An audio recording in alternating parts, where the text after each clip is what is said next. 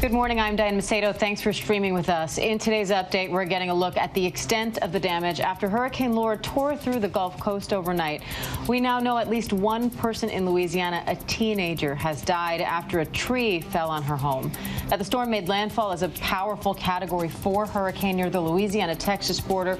It brought winds topping 150 miles per hour and a storm surge at least 10 feet high. That makes Laura the strongest hurricane to ever hit this part of the Gulf Coast.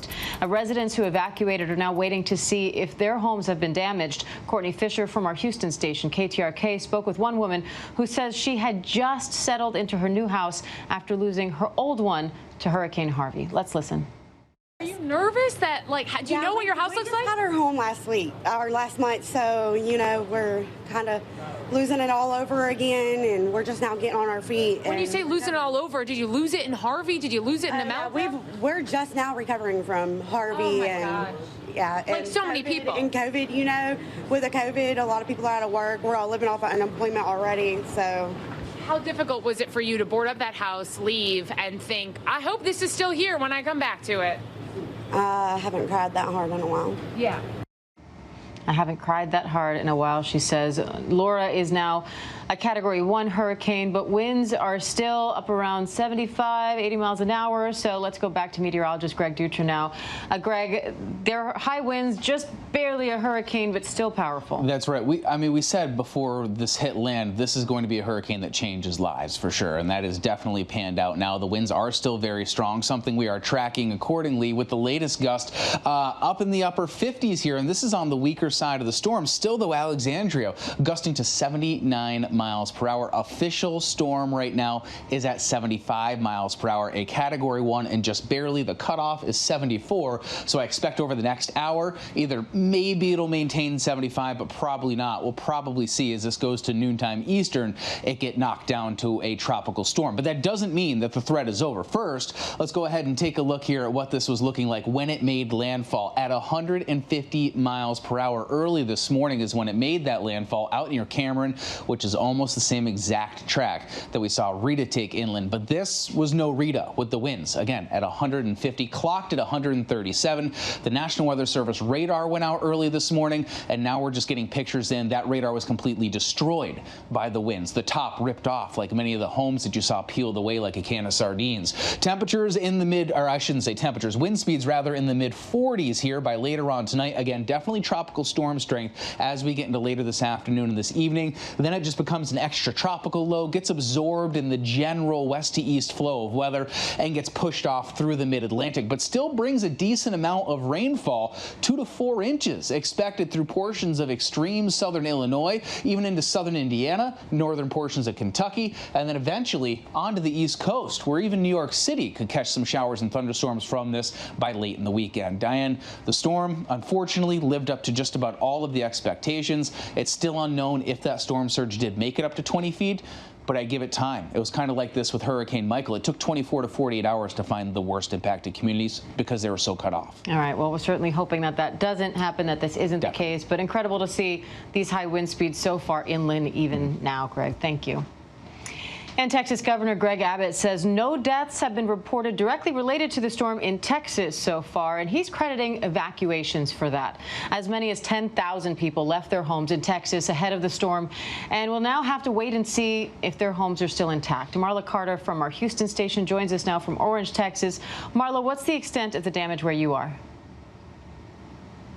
Well, it's pretty bad, Diane. I can tell you that. And just to give you an idea, we're right along the Texas-Louisiana border. That's where Orange, Texas is. And take a look what we're seeing here. You see power lines down. You see this car detailing a building completely torn apart. We're told this is a family-owned business that has been here for decades, and certainly widespread devastation in this area. And just to give you an idea how far we are from the eye of the storm, we're about 35 miles away. So you talk about the magnitude of those winds and the power power of Hurricane Laura, and this is a result of that. We're 35 miles from the eye, and you just see structures toppled. And of course, that is a big concern, and that is one of the reasons those mandatory evacuations were issued here in parts of Texas. Now, in addition to this, as I mentioned, the power lines down. We have a lot of people without power. Over 600,000 people are without power right now. A majority of those are in Louisiana. Meanwhile, a number of search and rescue crews are out assisting in any way that they can,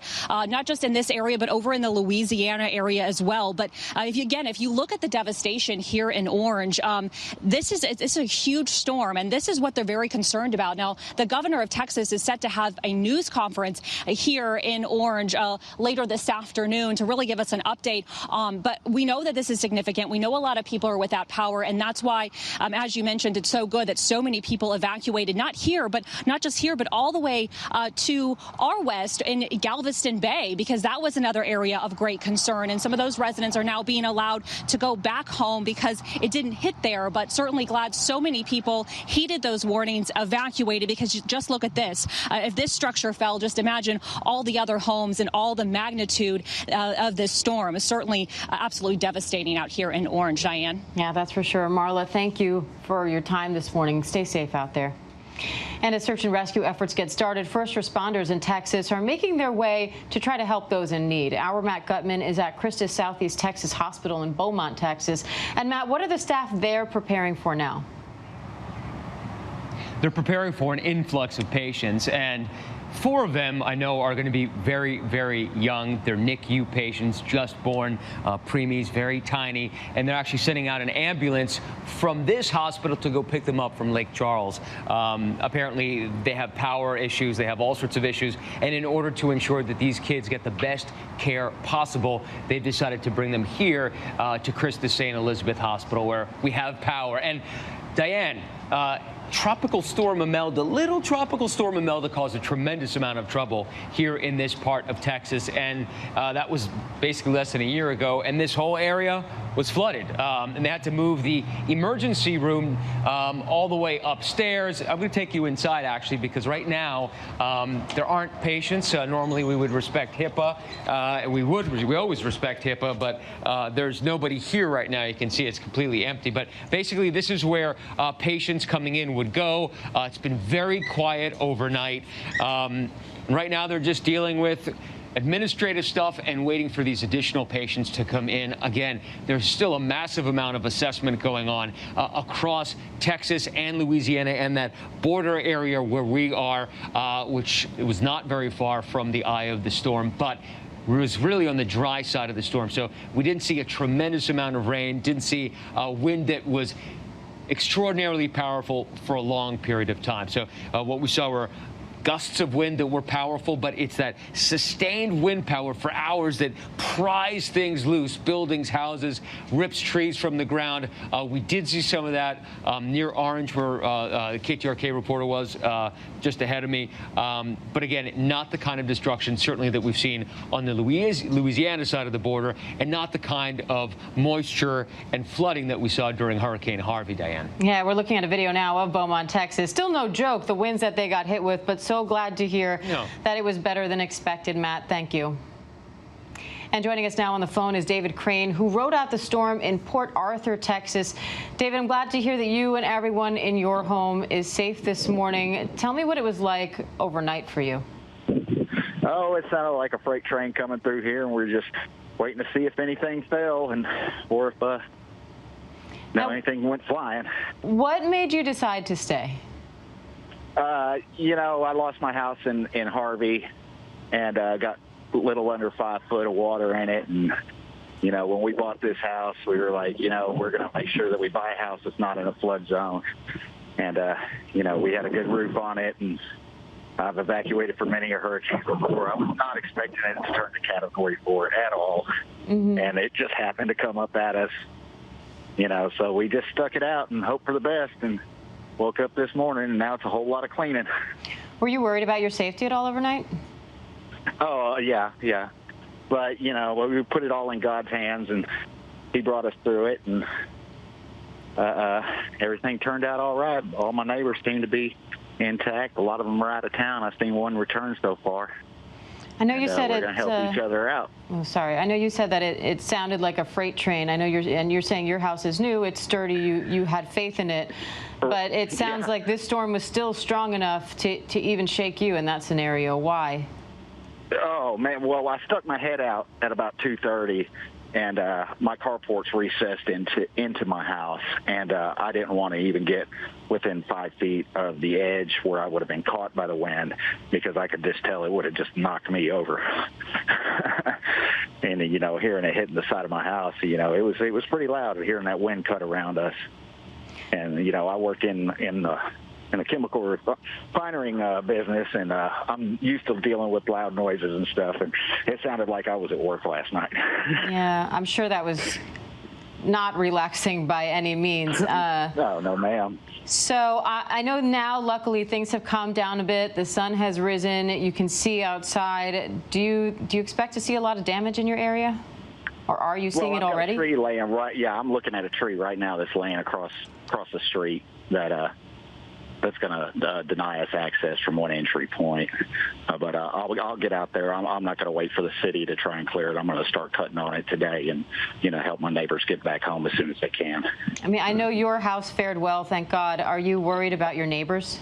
Well, I went over. My next-door neighbor, he showed back up this morning, and he's got a little bit of flashing damage on the front of his house, and I told him I'd give him a hand cutting that off and stuff, but we've got a lot of shingles laying around, but I'm not seeing any major damage on any of my immediate neighbors. But, those could have blown in from 2 miles away. I really don't know. I haven't really ventured more than about 250 yards from my house this morning. Understandable, David. And we know that in these situations, the officials will say, stay home, stay where you're safe, don't go outside. One of the big dangers now is all these down power lines. So what do you look out for? I know you've done this before, but what do you look out for when you do finally decide to venture out and, for example, help a neighbor in need? Oh, absolutely. Look for power lines. Now, here in my vicinity, I have a big tree in my backyard, and that was the first thing I checked when I stuck my head out of my house this morning, was to make sure that tree didn't land on the power lines that went directly next to my house, and those are intact. But our power lines here in the neighborhood tend to run behind the houses, so on the street-wise, us driving through the neighborhoods is going to be safe on that. I strongly advise people to make sure that they don't have them laying in their yards, and if they do, to stay away from them and contact the power company, because you don't know if they are still energized at all, and that stuff can travel through the ground, especially with wet soil everywhere. Well, we know you lost your house during Harvey. So glad that didn't happen this time around, and even happier to hear that you and your family are safe this morning. David, thank you for taking the time to talk to us. Thank you for calling. Good luck this morning as you help your neighbors. Thank you. You too. And we will continue following Hurricane Laura for you, but we're going to turn now to the latest on the police shooting of Jacob Blake in Kenosha, Wisconsin. Police have now identified the officer who shot Blake in the back. We also saw another night of protests spreading beyond Wisconsin to the world of sports. You can see WNBA players taking a knee together on the court before boycotting their games. They wore T-shirts with Blake's name spelled out and makeshift gunshot wounds on the back of those T-shirts. This was just one of several sports where players refused to play as a protest against racial injustice. Mona Kozar-Abdi has more on that. This morning, the Wisconsin Department of Justice identifying the police officer who shot Jacob Blake.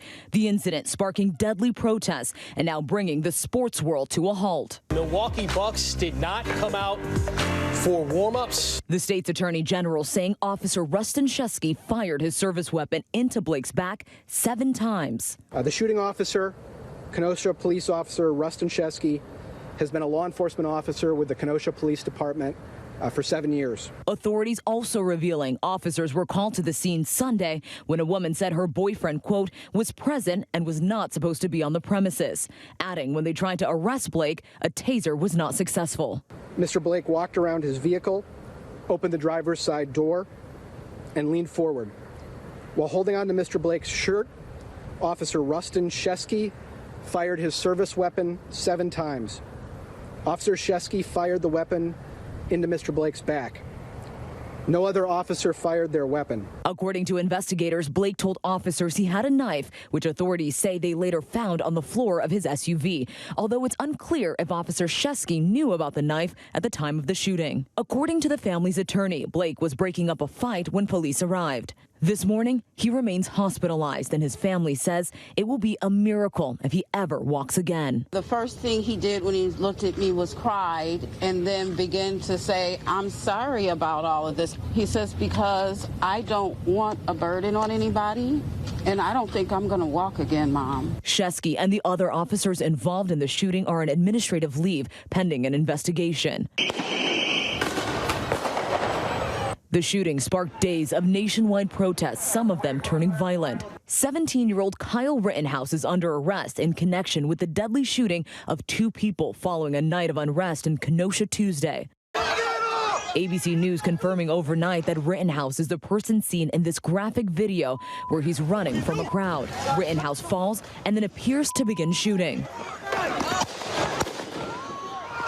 Law enforcement officials tell ABC News that social media accounts associated with the name Kyle Rittenhouse are a part of the investigation and that the accounts have now been deactivated. In the meantime, the shooting is now threatening the NBA season. The league postponed all playoff games last night after the Milwaukee Bucks refused to play, protesting against Blake's shooting in Kenosha, just 40 miles from their home court. But it took the Bucks to lead the forefront. Giannis and Coach Budenholzer and those guys, it took great courage. I said the only problem I had, I wish they had gave the Orlando Magic a heads up because they were actually on the court getting ready for the game. During a late-night meeting with coaches and players in the NBA bubble in Orlando, the Lakers and Clippers voted to end the season. Every other team voted to play. In Major League Baseball, 3 games were postponed last night, including the Milwaukee Brewers game. And sports broadcaster Kenny Smith walking off the set live on air. As a black man, as a former player, I think it's best for me to support the players and just not be here tonight. And tennis star Naomi Osaka also said that she would not play today in protest. Mona Kozar-Abdi, thanks for that report.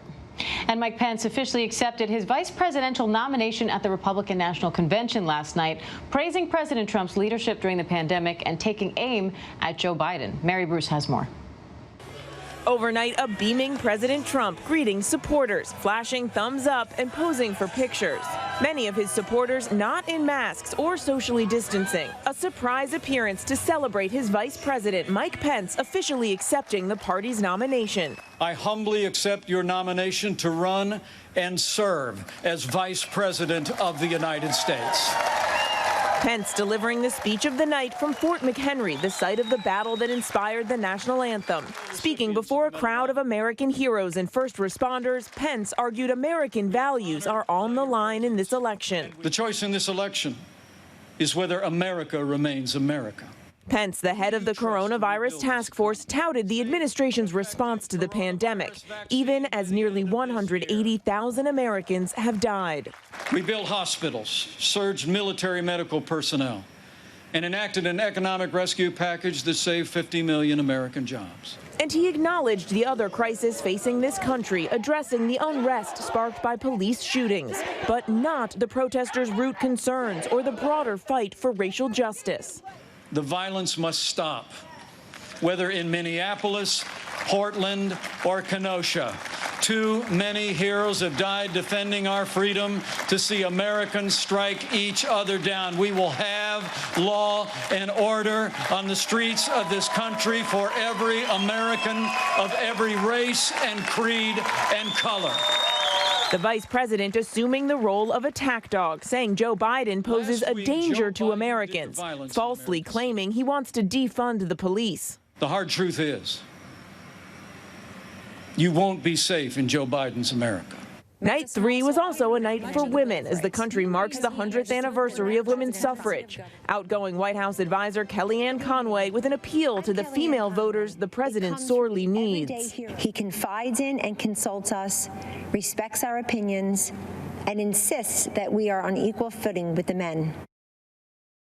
Now, as for tonight, officials here have been discussing possibly changing the convention plans in response to the hurricane, even possibly delaying the president's address. But as of now, we are told the president's big speech here tonight is a go. Diane. All right, Mary Bruce for us in Washington. Thanks, Mary.